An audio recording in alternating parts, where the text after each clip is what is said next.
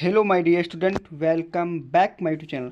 आज की इस वीडियो में हम आपके लेकर आए हूँ क्लास टेंथ हिंदी का वायर प्रश्न पत्र 2025 के लिए बहुत ही इंपॉर्टेंट होने वाला है। जो छात्र 2025 की परीक्षा देने जा रहे हैं उनके लिए वीडियो बहुत ही इंपॉर्टेंट होने वाला है, क्योंकि इसमें सभी क्वेश्चन वायरल हैं। ये मॉडल पेपर है, इसी प्रकार से आपका 2025 का पेपर आएगा। आपको पूरा पेपर देखकर समझ लीजिए आपके क्वेश्चन कैसे आते हैं, विकल्पी क्वेश्चन कैसे आते हैं, लॉन्ग क्वेश्चन कहाँ से ज़्यादा आते हैं, कौन से प्रश्न हिंदी में ज़्यादा पूछे जा रहे हैं, किनको हम तैयार करें। तो इस वीडियो में फुल जानकारी मिलेगा, फुल सोल्यूशन लेकर आया हूँ, तो वीडियो को अंत तक जरूर देखना। तो चलो शुरू करते हैं। देखिए आपको क्या करना है, देखिए यहाँ पर मुद्रा प्रश्न क्वेश्चन का घेरा है, अनुक्रमांक और नाम आपको अच्छे से फिलअप कर देना है। आपका पेपर कोड क्या 801 HG आपका पेपर कोड है, जो बोर्ड परीक्षा की दृष्टि से बहुत ही इंपॉर्टेंट होने वाला है। ये पेपर अंत तक हल कर लेते हो तो मेरी गारंटी होगा 30 से 40 नंबर इसी प्रश्न पत्र से सॉल्व हो जाएगा, क्योंकि इसके जो क्वेश्चन हैं बहुत ही इंपॉर्टेंट हैं, बहुत ही इंपॉर्टेंट हैं। तो चलो शुरू करते हैं। देखिए आपको समय कितना मिलेगा, 3 घंटे 15 मिनट मिलेगा, और पूर्णांक कितने का नंबर रहेगा आपका 70 नंबर का पूर्णांक, और 30 नंबर आपका प्रैक्टिकल का मिलता है। आगे देखिए फुल सोल्यूशन लेकर आया हूँ, तो वीडियो को लास्ट तक जरूर देखना। समय देखिए प्रारंभ के 15 मिनट प्रश्नों को प्रश्न पत्र पढ़ने के लिए निर्धारित हैं। निर्देश आपके लिए सभी प्रश्न अनिवार्य हैं। यह प्रश्न 2 खंडों खंड आ और खंड बा में विभक्त है। मैं आपको इसको पूरा पेपर आपको दिखा देता हूँ। देखिए पूरा आपका पेपर PDF के रूप में है। यदि आप पेपर आप लेना चाहते हो तो आपको व्हाट्सअप लिंक मिल जाएगी, उस पर जाकर आपको मैं कमेंट कर देना, मैं आपके लिए व्हाट्सअप पर भेज दूंगा, आप वहाँ से डाउनलोड कर सकते हो। तो चलो वीडियो को शुरू करते हैं। मैं आपके लिए पूरा सोल्यूशन लेकर आया हूँ। देखिए यहाँ पर आगे हमारा क्या दिया है, आगे दिया है यह प्रश्न 2 खंड आ में विभाजित है। खंड आ में 20 बहुविकल्पी प्रश्न हैं, जिनके सही उत्तर ओ मार उत्तर पत्र पर नीले अथवा काले बॉल पॉइंट से कलम से सही विकल्प व गोले को पूर्ण रूप से काला चिन्हित करें। यानी कि आपको क्या करना है, आपको ओमार शीट मिलेगी, उस पर आपको 20 विकल्पी के चिन्ह करना है, हल करने प्रश्न को। खंड आ के प्रत्येक प्रश्न का निर्देश पढ़कर केवल प्रदत्त ओमार उत्तर पत्र के पर ही उत्तर दें। ओमार और उत्तर पत्र देने के पश्चात उसे नहीं काटे था इरेजर से अथवा वाटने का प्रयोग न करें। देखो जो आपको ओमार शीट मिलेगी उस पर ही आपको प्रश्नों के उत्तर देने। आपको इस प्रकार से आपका विकल्पी 4 प्रश्न देंगे, इनमें से आपको जो सही हो इस प्रकार से करना होगा। तो देखिए आपको क्या करना, बाद को उसको काटे और ये इरेजर का प्रयोग ना करें। प्रश्न के अंक उसके सम्मुख अंकित हैं। क्या प्रश्न के अंक आपके उसके सम्मुख अंकित हैं। खंड बा में 50 अंक के वर्णात्मक प्रश्न है। खंड बा में सभी प्रश्नों के उत्तर एक साथ ही करें। आपका मतलब प्रश्न के उत्तर एक साथ ही करें। प्रथम प्रश्न के आरंभ की तथा अंतिम प्रश्न को करते जाए। तो जो प्रश्न ना आता उस पर समय आपको बिल्कुल भी नष्ट नहीं करना है कि यदि आपको पहले नहीं आता तो उसी पर आप टाइम लगा रहे हो, ये आपको नहीं करना है। तो शुरू करते हैं। यदि इसकी आपको PDF चाहिए तो आपको कमेंट करना, मैं आपके लिए व्हाट्सएप की लिंक भेज दूंगा, आप उस पर जाकर आपको डाउनलोड कर सकते हो। तो देखिए आपका पहला प्रश्न क्या गया, खंड आ का बहुविकल्पी प्रश्न वस्तुनिष्ठ प्रश्न आपका है। पहला प्रश्न का आपको जवाब देना है। देखिए पहला प्रश्न आपको कह रहा है कि विदेही वनवास के रचनाकार हैं, विदेही वनवास के रचनाकार हैं मैथिली शरण गुप्त, महादेवी वर्मा या अयोध्या सिंह उपाध्याय। आगे आपका दिया है या सिया राम शरण गुमुक्त। तो इसकी राइट आंसर इसका आपको बताना क्या हो जाएगा।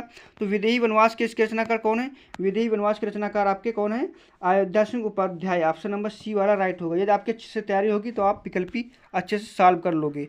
अगला प्रश्न संख्या दूसरा हमारा क्या कह रहा है, प्रश्न संख्या दूसरा हमारा कह रहा है प्रयोगवादी के कवि हैं, प्रयोगवादी के कवि हैं, आपको इसमें बताना कौन है।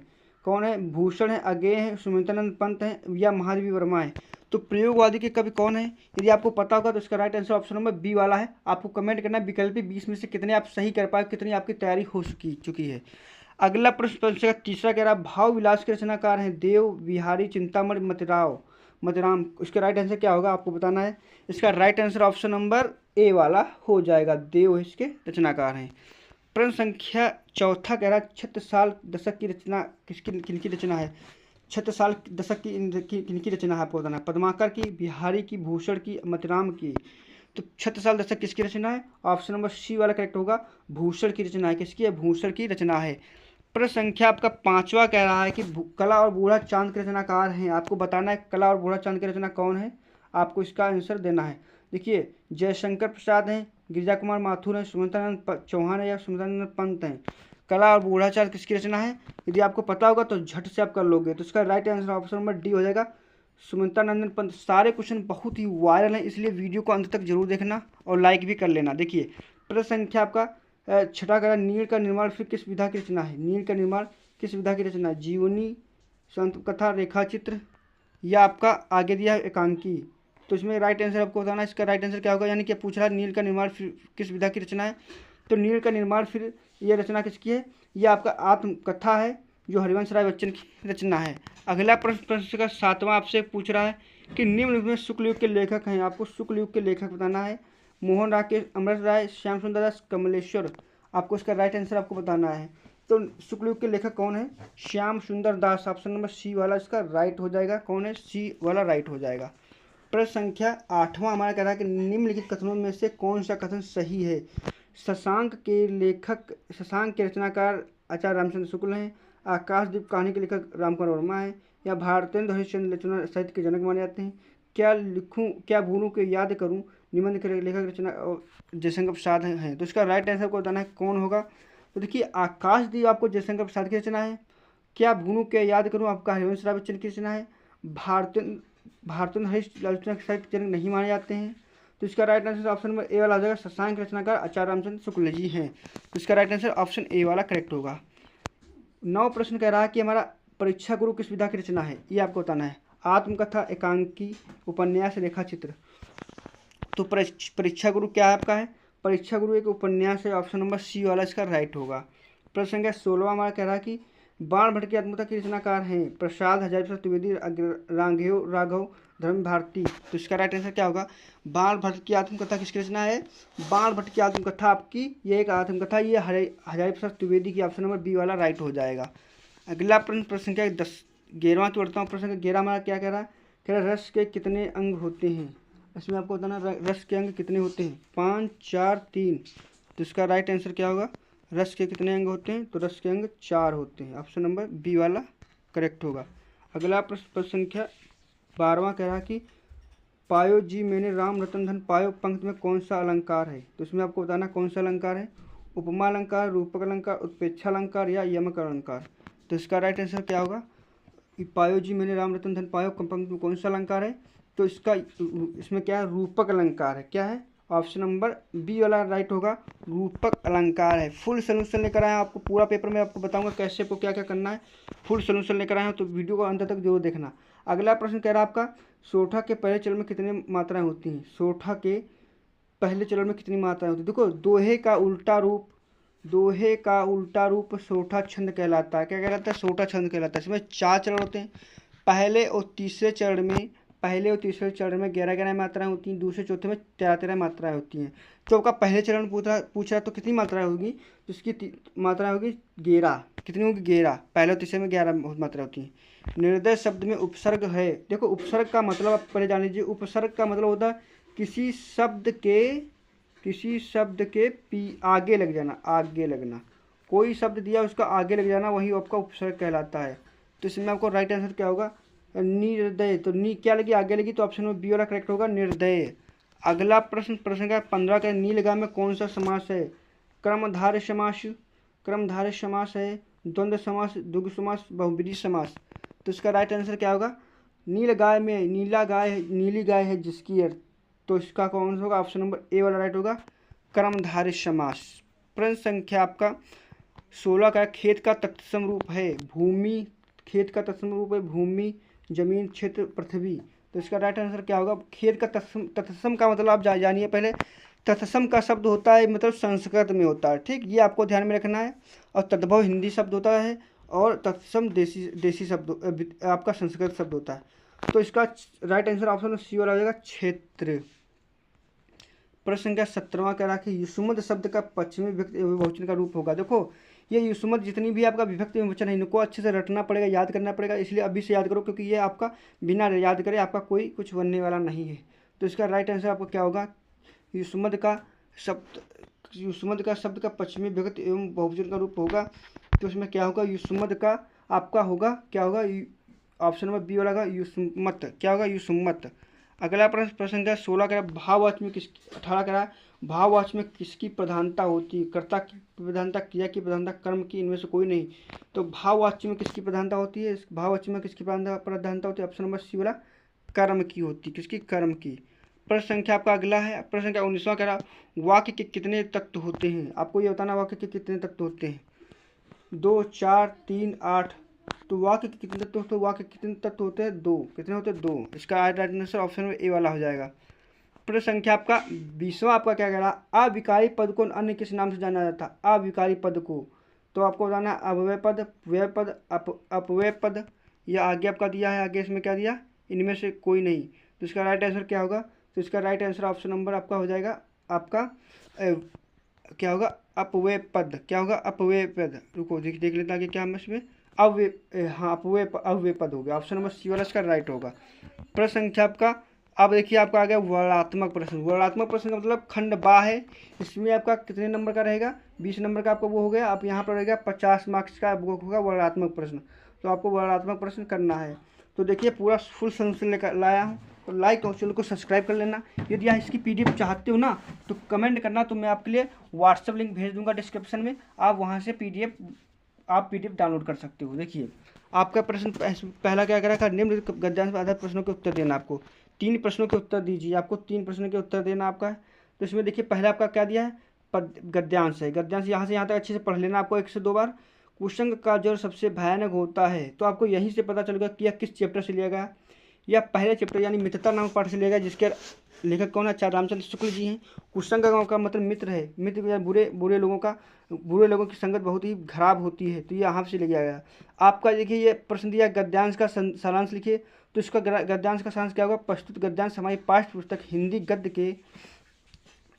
गद्य के मित्रता नामक पाठ से लिया गया, जिसके लेखक कौन है? जिसके लेखक आपको बताना है आचार्य रामचंद्र शुक्ल जी हैं। तो इस प्रकार से आपको लिखना होगा। 2 नंबर मिलेंगे। फिर आपका रेखा अंशों की व्याख्या करना है। अगर इसकी व्याख्या अच्छे से कर लेते हो तो आपको 2 नंबर मिलेगा। सुदृढ़ बाहु का क्या अर्थ है? ये इसका अर्थ देते हो तो 2 नंबर मिलेगा, यानी 6 नंबर मार्क्स का है। तो ये अच्छा लगे, ये कर लो। देखो ऊपर वाला ही सरल है। अथवा भी मौका है। अथवा बहुत वायरल प्रश्न पत्र है। ईर्ष्या के बचने का, देखो ये आपका ईर्ष्या नामक पाठ से आपका लिया गया है। कितना सरल है। इसको भी 3 प्रश्न है। आपको जो आप इसमें सरल लगे वो आपको कर लेना है। आपको इसको पेपर को हल करना है एक बार दोबारा, और मैं आपको PDF दे दूंगा। इसको हल करना ताकि आपको पता चल जाए मैं कितनी मेरी तैयारी हो चुकी है। पद्यांश पर आधारित 3 प्रश्नों के उत्तर 3 प्रश्नों के उत्तर दीजिए। देखो ये आपका पद्यांश दिया, क्या दिया है? पद्यांश दिया है। पद्यांश से आपको 3 प्रश्न मिलेंगे। इनको अच्छे से पढ़िए, उनका अर्थ निकालिए। अब कह रहा है कि ऊपरी पद्यांश के संदर्भ लिखना, आपको रेखा व्याख्या करनी है। आपको पद्यांश लिखना, क्या लिखना? संदर्भ और इसकी वो व्याख्या करनी है। अगला प्रश्न आपका देखिए, अगला ये 3 प्रश्न, तीनों को मैं जो आपको सरल लगे वो आप कर सकते हो। उसमें अथवा भी मौका पूरा नहीं कर पा रहे तो नीचे वाला भी कर सकते हो। ये चेतक नामक पाठ से लिया, किससे लिया गया? चेतक नामक पाठ से। ये आपका चेतक और महाराणा प्रताप से है, राणा प्रताप से। तो इसमें भी 3 प्रश्न हैं। जो आप कर पाओ वो करना आपको। देखिए यहाँ पर ये देखिए आपके प्रश्न दिए हैं, जो आपको सरल लगे वो उसमें से आपको करना है। मैं पूरा पेपर आपको दिखा रहा हूँ। देखिए अब तीसरा आ गया, निम्नलिखित संस्कृत गद्यांश में से किसी एक संदर्भ सहित हिंदी अनुवाद करना। क्या लिखना? हिंदी अनुवाद लिखना। मेरी गारंटी है यदि आप प्रश्न पत्र हल करते हो तो आपका इसमें 65 नंबर कवर हो जाएगा। क्यों? क्योंकि सबसे सरल पेपर ये सेट है वाला था है। ठीक, देखिए वाराणसी प्राचीन कालीन उद्योग। देखो वाराणसी में पाठ से आ गया। संदर्भ से हिंदी अनुवाद करना तो आसानी से आप कर सकते हो इसको। अथवा भी मौका वो नहीं कर पाते तो नीचे वाला क्या कर सकते हो? भारतीय संस्कृति को भारतीय संस्कृत नाम पाठ से लिया गया। सरल बहुत अच्छा है, आपको अनुवाद अच्छे से आना चाहिए। चौथा, दिए गए पद्यांश में किसी एक संदर्भ से हिंदी अनुवाद करना। आपको हिंदी अनुवाद करना, संस्कृत दिया इसको हिंदी अनुवाद करना है। मौका आपके पास है, अथवा में है, ऊपर कर लो, जो आता है वो उसमें से आपको करना है। प्रश्न संख्या आपका छठा 5वां कह रहा कि अपने पठित खंड काव्य के आधार पर दिए गए प्रश्नों किसी एक प्रश्न का उत्तर देखिए। देखो ये आपका क्या है? काव्य से आपका जिले के हिसाब से डिसाइड है कौन सा जिला। आप किसी का मुक्ति दूत है, किसी का ज्योति, किसी का मेवाड़ होगा, किसी का अग्रदूजा होगा। ठीक, तो जो जिस जिले का आपका हो उसको अच्छे से तैयार कर लिए। आपको क्या करना? चरित्र चित्रण याद करना। क्या चरित्र चित्रण ही पूछा जाता है। आपको 3 नंबर पक्के हो जाएंगे यदि अच्छे से चरित्र चित्रण याद कर लेते हो एक बार। बस आपको चरित्र चित्रण याद कर, अभी से तैयारी अच्छे से कर दो। अगला प्रश्न का छठा कह रहे हैं, इसमें से जो आपका जिले का हो उस जिले के हिसाब से आपको अच्छे से तैयारी कर लेनी इसकी है। प्रश्न संख्या आपका छठा कह रहा कि दिए गए लेखकों में से किसी एक लेखक का जीवन परिचय देते उनकी प्रमुख रचना लिखिए, उल्लेख करना है। यानी कि आपको जीवन परिचय लिखना है। तो देखिए आपको 3 तक जीवन परिचय अच्छे से याद कर लो। पाठ शुरू के 3 आपका 1 तो 2 आ ही जाते। देखो जयप्रकाश भारती आ गया, पद्मनाभ पुनाल बख्शी और जयशंकर प्रसाद। तो इसमें जो आपका हो, जो आपको सरल लगे वो याद कर लेना। देखो जयशंकर प्रसाद का आपका बहुत सरल है, 2 ही चैप्टर दूसरे चैप्टर से आ गया, तो आप आसानी से इसको कर सकते हो। तो इसको कर लेना। आगे बढ़ते हैं। अब आपका आगे क्या दिया हमारा? आगे दिया देखिए खंड खा में भी क्या आपको पद्य से आपका जीवन परिचय लिखना होता है। क्या खंड पद्य से भी, पद्य में क्या आपका दिया है निम्नलिखित कवि में किसी एक कवि का जीवन परिचय देते उनकी प्रमुख रचनाओं का उल्लेख करना है। तो आपको इसमें उल्लेख जीवन परिचय की मैं वीडियो बना दिया हूँ, जाकर वीडियो का लिंक डिस्क्रिप्शन मिल जाएगा, जाकर देख सकते हो। सूरदास मेथी सरगुत मक्खन चतुर्वेदी। तो आपको शुरू के 3 याद कर लो, बोर्ड एग्जाम में आपका 2 तो बोर्ड एग्जाम में आ ही जाता है। 5 नंबर आपका जीवन परिचय का होता है, तो अच्छे से आपको लिखना होगा।